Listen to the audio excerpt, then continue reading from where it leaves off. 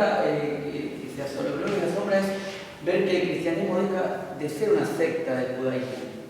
Al principio creían que era una pequeña secta que se había desprendido del judaísmo, de las tantas sectas que se han desprendido del judaísmo. Sin embargo, después ven que adquiere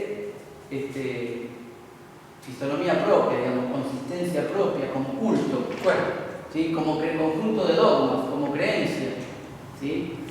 Y ya después en el siglo IV esto lo aprovecha. Lo aprovecha porque el Imperio Romano ya se empieza a partir en dos, ya se había dividido en dos, Oriente y Occidente, y ya empieza a tener problemas de invasiones por todos lados. Entonces el Constantino, que supuestamente se convirtió, quiso hacer el cristianismo el cemento del imperio, ¿sí? Como una estrategia política más que... Pero bueno, esa es otra historia. Estamos todavía en el siglo II nosotros. Yo lo que digo es que a los herejes no se los persigue. La primera prueba es que diciendo nosotros cosas semejantes a los griegos, otra vez la afinidad, ¿no? Buscar la afinidad con los griegos, ¿no? Somos los únicos a quienes se odia por el nombre de Cristo y sin cometer crimen alguno como pecadores, se nos quita la vida. Y esto es lo único que vosotros no podéis recriminar, que no veneramos los mismos dioses que vosotros y que no ofrecemos a los muertos libaciones y gracias. No colocamos coronas en los sepulcros ni celebramos allí sacrificios. ¿Sí? O sea, nosotros teniendo la misma idea que los griegos, se nos persigue. ¿Sí? Pero los herejes no se los persiguen. Porque acá los herejes son justamente todos los griegos. ¿Sí? Y también son los herejes estos que nombré yo acá. ¿Sí?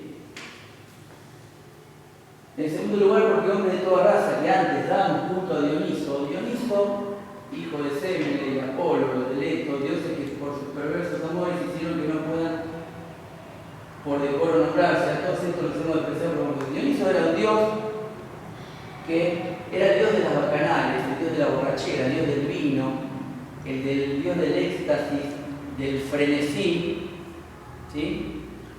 El que después Nietzsche va a hablar, va a hacer la comparación entre el aspecto dionisíaco y el aspecto apolíneo. Apolo era el dios de la medida, de la racionalidad, del equilibrio, de la mesura, digamos, ¿no? Y Dionisio era todo el desenfreno. Fíjense, dioses que por sus perversos amores hicieron que no pueden por decoro nombrarse. A todos estos los hemos despreciado por amor a Jesucristo. Nosotros creemos en Cristo, no en Dioniso ni en Apolo. ¿Sí? A los herejes que oran por el demonio no se los persigue. Nuevamente la tópica de Justino. Los herejes están influenciados por los demonios.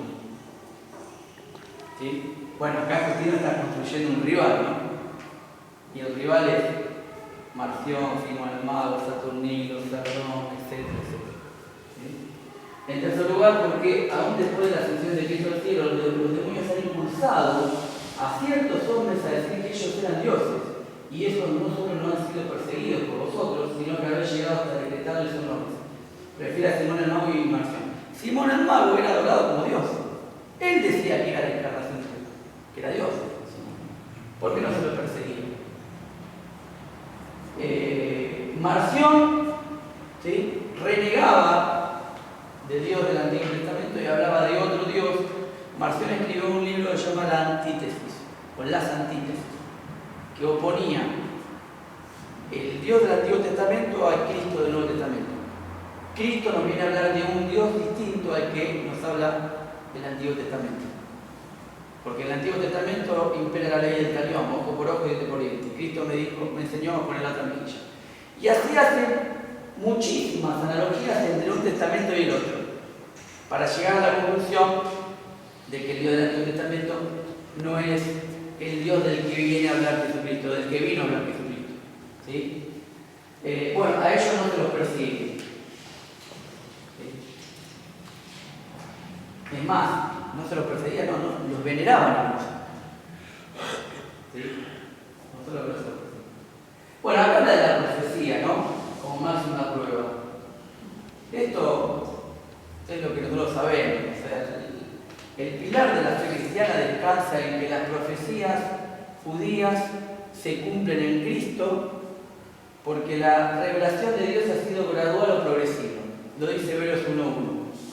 Dios ha hablado antes a los padres por medio de los profetas, y en estos últimos días nos ha hablado por medio del Hijo, Cristo, a quien constituyó heredero de todo y por quien asimismo hizo los cielos y la tierra. Es decir, la revelación gradual. Con lo cual, esto ustedes lo saben, lo puedo pasar, no es tan importante. Saben que nuestra fe descansa en las profecías. Nosotros no solamente en lo que creemos que Cristo dijo e hizo, sino en todo lo que los profetas dijeron que Cristo iba a hacer y iba a decir justamente, ¿no? Entonces tenemos profetas, escritos, apóstoles, padres apostólicos y padres apologistas. ¿Me siguen? Los herejes tenían tradición secreta y que algunos herejes remontaban hasta Set. De ahí una de las ramas del gnosticismo arcaico llamada setiano, que Set quiere decir justamente serpiente, porque adoraban a la serpiente. ¿Sí? Los setianos, los nacenos, que era el equivalente griego de Set. Bueno, pero no tenían tradición. ¿Sí? Esto ya, acá empieza Platón, discípulo de Moisés. Es interesante esto, ¿no? Queremos decir del verbo que habló con los profetas, tomó Platón lo que dijo sobre que Dios creó el mundo, transformando una materia informe. Génesis, ¿no? De hecho, ¿cómo empieza la teogonía de Siodo? En el principio era... Sí, hay muchos poetas grecorromanos que tienen mucha intertextualidad con el texto de. Ahora, ¿quién fue primero? ¿Lo que dijo Moisés o lo que escribieron los poetas griegos? Y Moisés, obviamente, sí. Entonces es lógico que los griegos